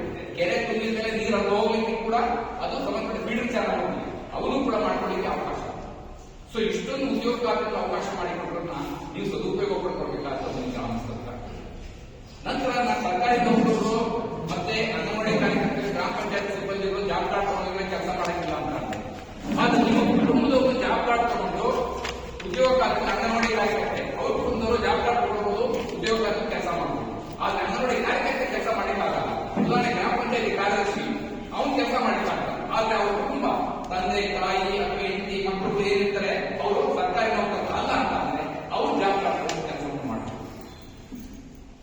ಸೊ ಈ ಎಲ್ಲ ವಿಚಾರಗಳನ್ನು ಕೂಡ ತಿಳ್ಕೊಂಡು ನೀವು ಏನ್ ನಾನು ತಿಳಿದ ವಿಚಾರಗಳನ್ನ ನಿಮ್ಮ ಆಸಕ್ತರಿಗೆ ಸ್ವಸಹಾಯ ಸಂಘ ಮೀಟಿಂಗ್ ಆದ ನಿಮ್ಮೆಲ್ಲರೂ ಕೂಡ ಒಕ್ಕೂಟ ಮೀಟಿಂಗ್ಗಳು, ಫೆಡರೇಷನ್ಗಳು ಇಲ್ಲೆಲ್ಲ ಆಗ್ತದೆ ಸ್ವಸಹಾಯ ಸಂಘ. ಆ ಎಲ್ಲ ವಿಚಾರಗಳನ್ನ ಈಗ ತಿಳಿಸಿ ಏನೇನ್ ಮಾಡ್ಕೊಳ್ಬಹುದು, ವೈಯಕ್ತಿಕವಾಗಿ ಏನೇನ್ ಮಾಡ್ಕೊಳ್ಬಹುದು, ಸಮುದಾಯದಲ್ಲಿ ಏನೇನು ಕಾಮಗಾರಿಗಳನ್ನು ಮಾಡ್ಕೊಳ್ಬಹುದು, ಸಂಜೀವಿನಿ ಶೆಡ್ ಏನ್ ಮಾಡ್ಕೊಳ್ಬಹುದು, ಉದ್ಯೋಗ ಇವೆಲ್ಲ ಮಾಡ್ಕೊಳ್ಳಿಕ್ಕೆ ಏನ್ ಮಾಡ್ಕೋಬೇಕು, ಮೊದಲು ಜಾಬ್ ಕಾರ್ಡ್ ಕೊಡಬೇಕು. ಜಾಬ್ ಕಾರ್ಡ್ ತಗೊಳ್ಳೋದ್ರೆ ಕೆಲಸ ಮಾಡ್ಬೇಕು. ಇವೆಲ್ಲವೂ ಕೂಡ ಮಾರ್ಗಸೂಚಿ ಪ್ರಕಾರ ಮಾಡಬೇಕಾಗುತ್ತೆ. ಮಾರ್ಗಸೂಚಿ ಪ್ರಕಾರ ಮಾಡಿಲ್ಲ ಅಂತಂದ್ರೆ ತಪ್ಪಾಗುತ್ತೆ. ಆಮೇಲೆ ಒಟ್ಟಾರೆಯಾಗಿ ಇವೆಲ್ಲರೂ ಕೂಡ ನೀವೇ ಅಧ್ಯಕ್ಷ ಮಾತಾಡೋದು ಕೆಲವು ಸದಸ್ಯರು ಕೂಡ ಹೇಳ್ತಾ ಇದ್ದಾರೆ, ಸರ್ ಬಿಲ್ ಪೇಮೆಂಟ್ ಸರಿಯಾಗಿ ಆಗ್ತಾ ಇಲ್ಲ, ಸಕಾಲಕ್ಕೆ ಆಗ್ತಾ ಇಲ್ಲ, ನಾವು ಧನಕೊಡುಗೆಗಳನ್ನ ಮಾಡ್ಕೊಂಡಿದ್ವಿ ಆಲ್ರೆಡಿ ಈಗಾಗಲೇ ನಮ್ಗೆ 2 ತಿಂಗಳು ಏನಾಯ್ತು, ಏನೇ ಮೊತ್ತ ಬಂತು, ಸಾಮಗ್ರಿ ಮೊತ್ತ ಬಂದಿಲ್ಲ ಅಂತ ಹೇಳ್ತಾರೆ. ಏನ್ ಮಾಡ್ತಾರೆ ಸರ್ಕಾರ, 60ಕ್ಕೂ ಹೆಚ್ಚು ಭಾಗ ಕೂಲಿ ಬಾಬತಿನ ಕಾಮಗಾರಿಗಳನ್ನು ಮಾಡಬೇಕು, 40% ಒಳಭಾಗದಲ್ಲಿ ಸಾಮಗ್ರಿ, ಈ ಕಾಂಕ್ರೀಟ್ ರಸ್ತೆ, ಚರಂಡಿ ಏನೇನು ಮಾಡ್ತಿರಲ್ಲ ರಸ್ತೆಗಳಂತೆ ಇದೆಲ್ಲವೂ ಕೂಡ ಅದು 40% ಒಳಗಡೆ ಇರಬೇಕು. ಕೂಲಿಗೆ ಯಾವ ಜಾಸ್ತಿ ಬರುತ್ತೆ ಅಂತಹ ಕಾಮಗಾರಿಗಳನ್ನ, ಮಳೆ ನೀರು ಮುಂಗಲ್ಲಿ ನಿಲ್ಲಿಸ್ತಕ್ಕಂಥ ಕಾಮಗಾರಿಗಳನ್ನ ಜಾಸ್ತಿ ತಗೊಂಡು ಮಾಡಿಟ್ಟಿರುತ್ತೆ. ಅದಕ್ಕೋಸ್ಕರ 60-40 ರೇಷಿಯೋ ಅಂತ ತಗೊಂಡಾಗ ನಿಮಗೆ ಸಾಮಗ್ರಿ ಬಾಬತು ಸ್ವಲ್ಪ ತಕ್ಷಣ ಬಿಡುಗಡೆ ಆಗುತ್ತೆ. ಸೊ ಸರ್ಕಾರ ಯಾವಾಗ ಬಿಡುಗಡೆ ಮಾಡಿಕೊಡುತ್ತೆ ಆಗ ತಕ್ಷಣದಲ್ಲಿ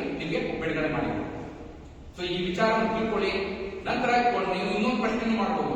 ನಾವು 40 ಜನ ಕುಟುಂಬಗಳಿಗೆ ದತ್ತು ಕೊಟ್ಟಿಗೆ ಬೇಕು ಅಂತ ಕಳ್ಸಿಕೊಟ್ಟಿದ್ದ ಜಿಲ್ಲಾ ಪಂಚಾಯತ್ ಕೇವಲ 10 ಜನ 15 ಜನಕ್ಕೆ ಬಿಡಿ ಕೊಡ್ತು. ಇನ್ನು ಉಳಿದವರೆಲ್ಲ ನಾವೆಲ್ಲ ಹೋಗ್ಬೇಕು.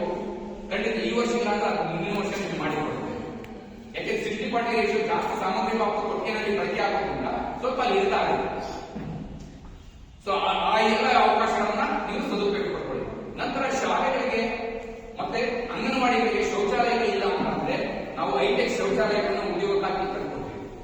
ವೈಯಕ್ತಿಕ ಫಲಾನುಭವಿಗೆ ಶೌಚಾಲಯ ಅಲ್ಲ, ಸಮುದಾಯ ಶೌಚಾಲಯಗಳಿಗೆ ಬೇಕು. ಶಾಲೆಗಳಿಗೆ ಅಂಗನವಾಡಿಗಳಿಗೆ ಮಕ್ಕಳ ಸಂಖ್ಯೆ ಚೆನ್ನಾಗಿ ಹೆಚ್ಚಾಗಿದೆ, ಅಲ್ಲಿ ಶೌಚಾಲಯ ಇಲ್ಲ ಅಂತಂದ್ರೆ ಉದ್ಯೋಗಕ್ಕಾಗಿ ಶೌಚಾಲಯ ಕೂಡ ಕಟ್ಟಿಕೊಡ್ತೀವಿ.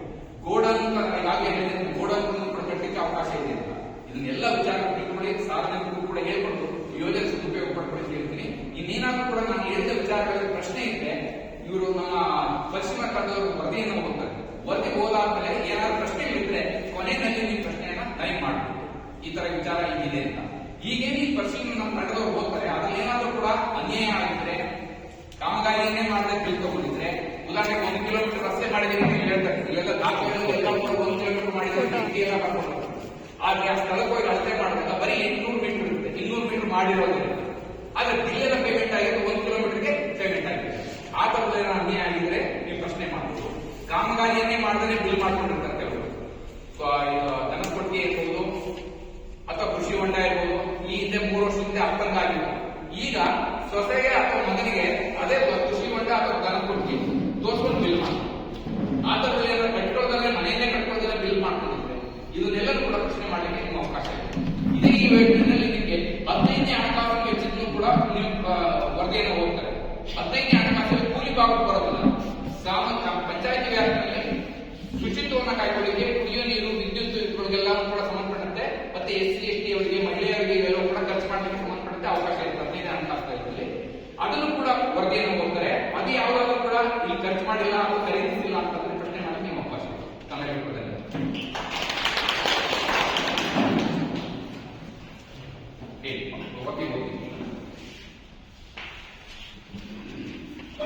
ಇದುವರೆಗೆ ನರೇಗಾ ಯೋಜನೆಯಲ್ಲಿರುವಂತಹ ಸೌಲಭ್ಯಗಳು ಮತ್ತೆ ಇಲಾಖೆಯಲ್ಲಿ ಬಗ್ಗೆ ಸಂಪೂರ್ಣ ಮಾಹಿತಿಯನ್ನು ಕೊಟ್ಟಂತ ನಮ್ಮ ರಾಜ್ಯೋತ್ಸವ ಅವರು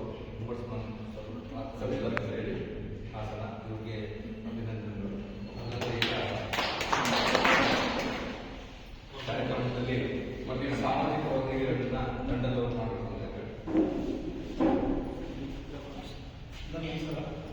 ದಿನಾಂಕ 1/4/22 ರಿಂದ 31/23 ಅಂದ್ರೆ ಕಳೆದ ವರ್ಷ ಇದು ಗ್ರಾಮ ಪಂಚಾಯತಿ ವ್ಯಾಪ್ತಿ ಕಾಮಗಾರಿ ಯಾವ ಕಾಮಗಾರಿ ಆಗಿದೆ, ಆ ಕಾಮಗಾರಿ ಸಂಬಂಧಪಟ್ಟ ಎಷ್ಟು ಪೇಮೆಂಟ್ ಆಗಿದೆ ಓದಾಡಿದ್ದಾರೆ ದಯಮಾಡಿ ಗ್ರಾಮ ತಿಳಿಸ್ಬೇಕು. ಮೊದಲನೇದಾಗಿ ಎಷ್ಟು ಖರ್ಚಾಗಿದೆ ಓದಾಡ್ತೀನಿ. ಸಾಮಾನ್ಯ 30,15,580 ಖರ್ಚಾಗಿದೆ ಗ್ರಾಮ ಪಂಚಾಯತ್. ಸಾಮಾನ್ಯ ವೆಚ್ಚ 8,79,796 ಖರ್ಚಾಗಿದೆ. ಇನ್ನು ಇಲಾಖೆ ಇಲಾಖೆ, ಅರಣ್ಯ ಇಲಾಖೆ, ಕೃಷಿ ಇಲಾಖೆ ಏರಿಯಿಂದ ಕೆಲಸ ಆಗಿದೆ. ಅವರು ಎಲ್ಲ 30,15,580 ಖರ್ಚು ಮಾಡಿದ್ದಾರೆ. ಈ ಸಾಮಾನ್ಯ 12,31,090 ಖರ್ಚು ಮಾಡಿದ್ದಾರೆ. ಒಟ್ಟು 56,11,890 ಖರ್ಚಿದೆ. ಲೈನ್ ಡಿಪಾರ್ಟ್ಮೆಂಟ್ ಪಂಚಾಯತ್ ಎಲ್ಲ ಸೇರಿ ಖರ್ಚಾಗಿ ಸಂಬಂಧ ಗ್ರಾಮ ವೈಸ್ ಓದಾಡ್ತಾರೆ. ಗ್ರಾಮ wise individual work wise chemical wise ಏನ್ ಮಾಡಿ ಎಲ್ಲ ತಿಳ್ಕೊಂಡು ನಿಮ್ಮ ಅಭಿಪ್ರಾಯ ತಿಳಿಸ್ತಾರೆ. ಯಾವ್ದಾದ್ರು ಕಾಮಗಾರಿ ಆಗಿಲ್ಲ ಅಂದ್ರೆ ನೋಟ್ ಮಾಡ್ಕೊಳ್ಳಿ, ನಂತರ ಕೊನೆಗೆ ಕೇಳ್ಕೊಳ್ಳಿ. ನೀವು ಇಲ್ಲೊಂದು ಕಾಮಗಾರಿ ಮಾಡಿದ್ರೆ ತಿಳಿಸಿಲ್ಲ, ಕಾಮಗಾರಿನೇ ಆಗಿಲ್ಲ, ಬಿಲ್ಲರ್ ಪೇಮೆಂಟ್ ಆಗಿಲ್ಲ, ಅದು ನನಗೆ ಮಾಹಿತಿ ಬೇಕು ಅಂತಂದ್ರೆ ಈ ದಾಖಲೆಗಳು ಕೂಡ ನಾವು ಇಟ್ಕೊಂಡಿದ್ದೀವಿ, ನೀವು ಮಾಹಿತಿ ಹೇಳಿ. ಅಥವಾ ಯಾವ್ದಾದ್ರು ನಿಜವಾಗ್ಲೂ ಆಗಿಲ್ಲ ಅಂತ ಪ್ರಶ್ನೆ ಮಾಡ್ಬೋದು. ಓಕೆ, ನಮಸ್ಕಾರ. ಈ 1 ವರ್ಷದಲ್ಲಿ ಏನು ಕೆಲಸ ಇದೆ ಅಷ್ಟೇ ರೆವೆನ್ಯೂ ಕೆಲಸ ಆಗಿದೆ. 1,2 ಲಕ್ಷ ಕೂಲಿ 35,050 ಖರ್ಚಾಗಿದೆ. ನಮಗೆ ಮನೆಯ ಕಟ್ಟಡಗಳಿಗೆ 1,2 ಲಕ್ಷ ಕೂಲಿ 1,690 ಖರ್ಚಾಗಿದೆ. ಚಿಕ್ಕಬಳ್ಳಾಪುರ ಮನೆಯಿಂದ ತಮ್ಮೂರು ಬಡಾವಣೆಗಳಿಗೆ ಉಳಿದ ರಸ್ತೆ 11,2,30,000 ಕೂಲಿ 88,065 ಖರ್ಚಾಗಿದೆ. ಮರಿಗೂರು ಮನೆಯಿಂದ ನವರೆಗೆ ಬಡಿಯ ರಸ್ತೆ ಸಾಮಗ್ರಿ ಮಾಡಲಾಗಿದೆ 47,960. ಇಷ್ಟು ಬಿರುಗುಲಿ ಆಗಿರುವಂತಹ ಸಮುದಾಯ ಕಾಮಗಾರಿಗಳು. ಇನ್ನು ವೈಯಕ್ತಿಕ ಕಾಮಗಾರಿ ಬಂದರೆ ಮನೆ ಚಂದ್ರನ ಕಲೆಗಳ ಕೂಲಿ 34, ಲಕ್ಷ್ಮೀ ರಾಜಯ್ಯ 5,652, ಅಕ್ಕಯ್ಯ ಮಗನ ಕೂಲಿ 390,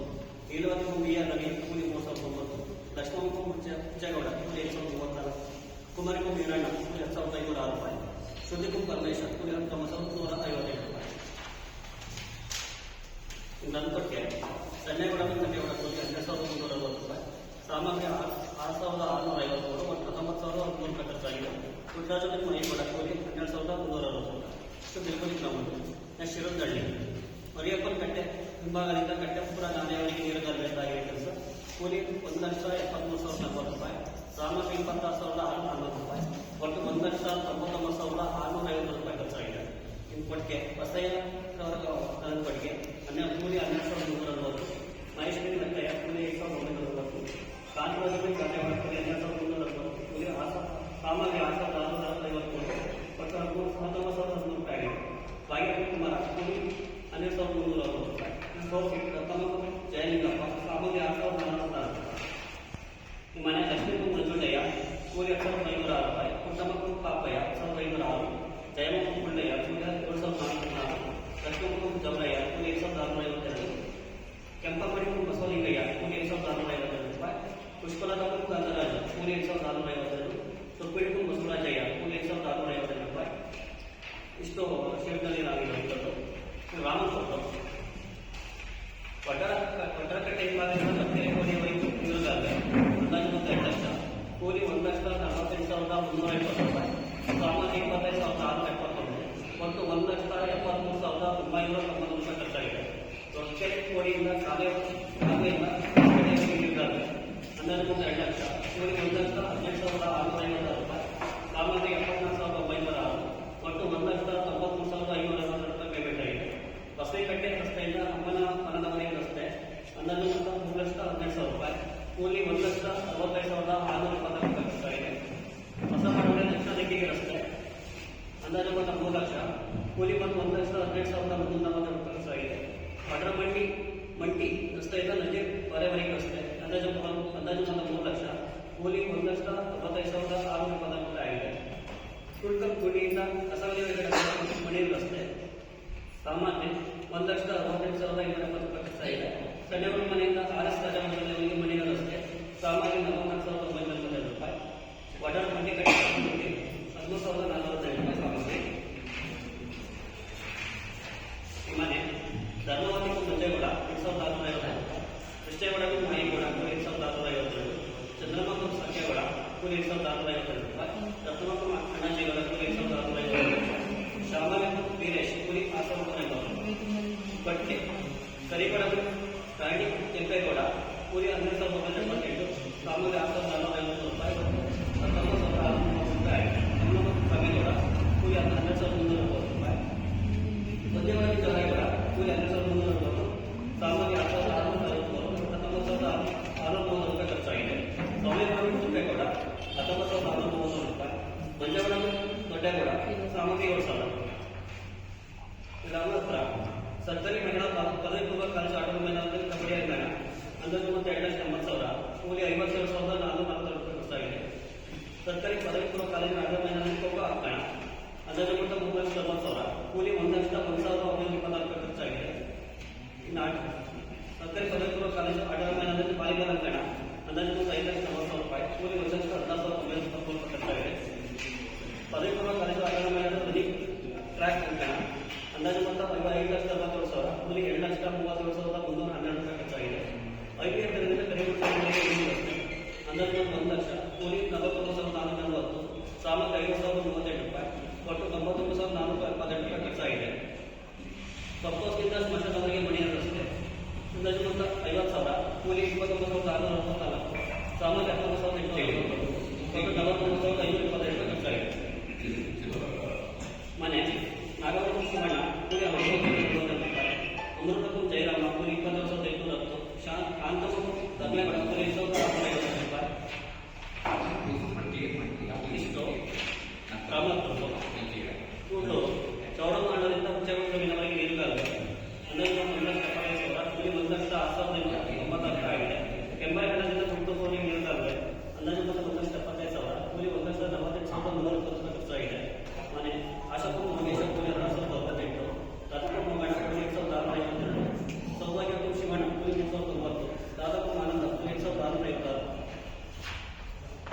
ಕೋಟವಾಡ ಅಷ್ಟೋಡು ಮುಖ್ಯ ರಸ್ತೆಯಿಂದ ನಿಂಗರಾಜ್ ಮನೆವರೆಗೆ ಮಡಿನ ರಸ್ತೆ ಕೂಲಿ 76,941, ಸಾಮಾನ್ಯ 45,439 ರೂಪಾಯಿ, ಒಟ್ಟು 1,48,370 ರೂಪಾಯಿ ಆಗಿದೆ.